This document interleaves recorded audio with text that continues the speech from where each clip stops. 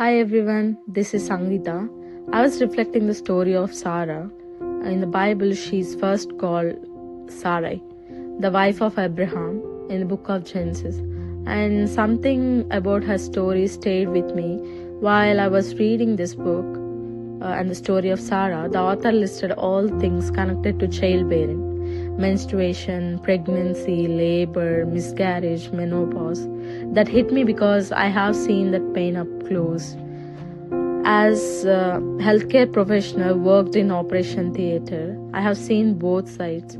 I have seen women fight through labor and hold their miracle, and also I have seen women wake up to loss. In my own family, there is a couple who had one daughter, and then they waited almost 18 years for another child. 18 years. Imagine the questions, the assumptions, the quiet comments at family gatherings. But they held on to their faith, to the promise, to hope even when nothing seemed to change. And after all those years, they were blessed not just with one more child, but with 2 daughters. They were a beautiful family of 5. Not only this, I have also seen one of my sister-in-law almost waited 8 years before she had a child. I remember the treatments, the hope rising and falling again and again. I saw how much it emotionally drained her. So when Sarai tells Abraham to go to Hagar so they can have a child another way, I don't just see a cruel or impulsive decision. I see a desperate woman. God had promised descendants as countless as the stars. But year after, nothing happened.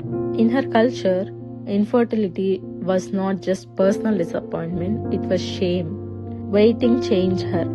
Pain pushed her to try to control the promise. And in her desperation, she ended up hurting someone else. But I don't think her story is only about infertility.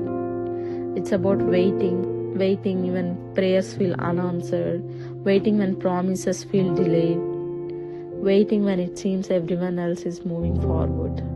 And maybe our waiting is not about children. Maybe for some people it's about a job. For some it's about a relationship. For others it's about healing, direction in life, restoration. We all know how waiting can slowly turn into worry, don't we? And how worry can turn into control. Trying to make something happen because we are tired of hoping. What gives me hope in Sarah's story is God did not cancel her because she made a mistake. He transformed her. Sarai became Sarah.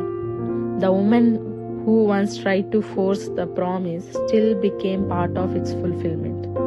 Her failure was not the end of her story. And I think that's a reminder from this story. Our mistakes don't disqualify us. Our desperate seasons don't erase what was promised. Even the things we try to control, God can still redeem. Sometimes the waiting shapes us before the blessing reaches us. Amen.